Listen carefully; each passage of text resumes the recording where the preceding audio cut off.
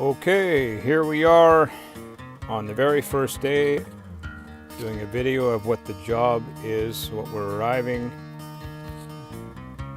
to, what we want to change on this project. And as you can see, look at how short the roof is. The ceiling height is really 6'8", and this is after I took it out. So you got, now that last picture I just had was once I removed the soffit, all the tongue groove. Now right here what I'm doing is I'm going to start cutting these beams that I'm going to put in. You'll see how I install them a little later. And these are cut out of 4x12s. And originally I'd started doing this with a how was this thing working with the bandsaw, but it didn't work very good, so I switched over to my beam saw, which will cut like 3 3/4 of an inch. So it worked out pretty good, and what I did was I just kept on dropping down 1 inch at a time. And now here you're going to see me doing some scuffing up of the beams, because he has another beam in his house that's all old looking, and it's all kind of like detailed out to look like it has saw marks in it, saw cut marks from an old sawmill. So that's what I was trying to accomplish here.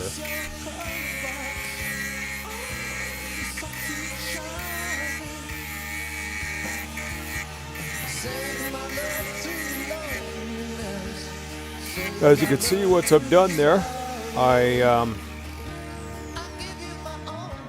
I just start beating it up a bit with a hammer, a couple hammers, tapping some stuff in there. And as you can see, I'm going pretty fast here, but I got it on double speed to get through this thing. Wish I could do it that fast, but I didn't. And I also, you won't see, I didn't put a video into this, but I also belt sand the edges on the bottom part of the arch to really give it kind of like a rough edge. And there's the bird mouths that I cut in there. You can kind of see in this video how I've done. You can kind of see the saw marks and that in there, and those start to show up a lot better once I get the stain on there, because the stain will take in different areas better and less in other areas. So all the saw marks will take a little bit more stain. And you'll also notice that what I did was I took a 16-foot beam here, or those might have been, yeah, those are 20-footers. So what I did was I cut the angle out of that section right together there, and you can see the grain is actually going to line up with the piece adjoining it, so it looks like one solid piece, as close as we can get it to making look like a one solid arch piece. But it's actually two pieces of 4x12 with the radius cut out on the bottom, on the underside, the part that you're looking at when you walk in when I installed it. And then after this, I take this dark stain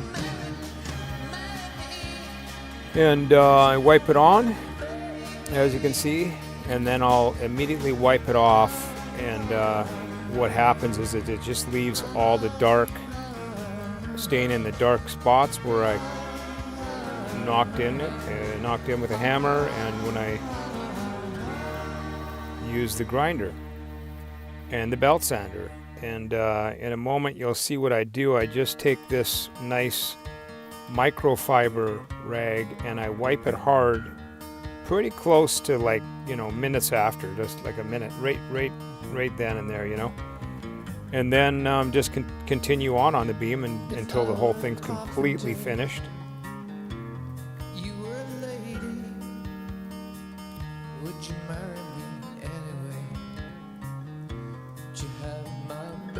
And as you can see, you can start to see some of the grooves in there. They kind of show up, and they end up looking even better once you get a clear coat on this whole thing. And I don't have a clear coat on any of this stuff in this whole video, but I eventually will be doing a clear coat, or the customer will be. And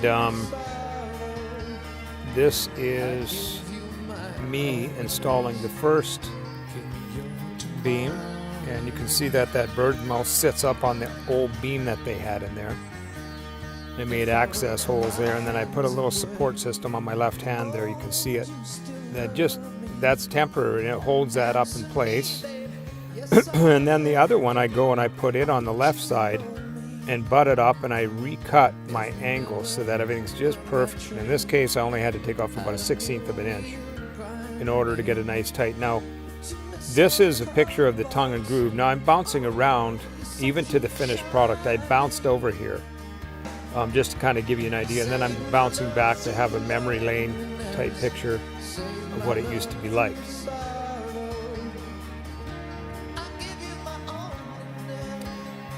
And you can see these old beams. I'm going to eventually cover all that up. You'll see in the video coming up. This beam came out, that flat beam obviously, and was replaced by one of the arch beams. And I have a total of 3. Originally I was just going to do one arch beam in the center, but it just looks so good. When I got the first one, I'm like, nah, I got to make one on each side as well, which ended up having a total of 3 beams, as you can see in this picture. And then when I was done that, I realized, man, you know, this room is still very dark. They're in the trees. And here's a picture of the actual the arches that I made and put onto the trusses, and that's what the tongue and groove got attached to. Now, before I did any of that, before I added any of the 1x6, I actually spray foamed it. Had the ceiling spray foamed, because you have to watch in a condition like this. You have to have spray foam, otherwise you'll get the roof will sweat, because there's no real way for you to insulate the roof at the same time and getting airflow. So that's what you use spray foam for. A lot of companies do it. Most insulation companies have that option. So it's quite a bit more, about 5 times more expensive than just stuffing insulation in there. This, you know, and this is some of the pictures I have of the finished product, close to finish anyway. I'm not sure if this one has the finished beams in it yet. Yeah, it does actually. Anyway, that's the whole look right there, guys. Turned out beautiful. Got 9'5" in the center, and originally there was only 7 foot, under 7 feet. The beams actually were sitting down at 6'5". Can you believe it?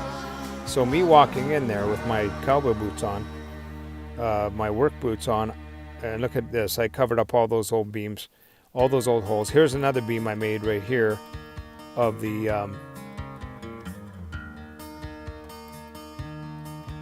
those beams there. They slipped over the other ones, right? If I were a carpenter.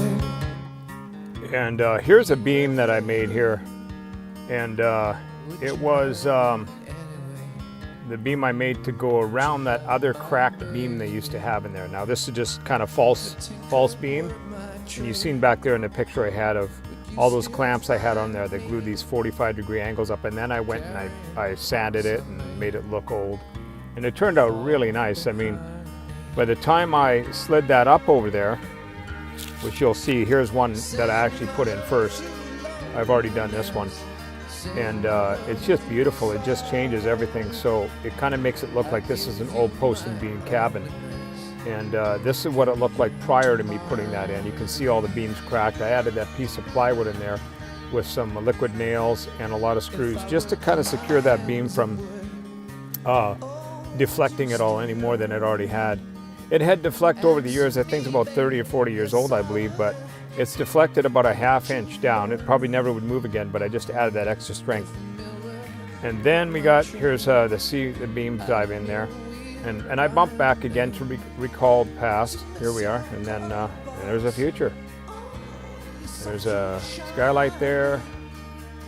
There we are again, looking at the past. What a difference, what a change. What a beautiful place it's turned out to be. It's such a shocking walking through the front door. I lived there for three years or so now, and just coming in there now. This whole project only took about 15 days total. So it was a big transformation in a real short time, and that's all they had. They didn't want to spend any more time. They were just moving in, and you can see all the stuff in there. Anyway, thanks for watching.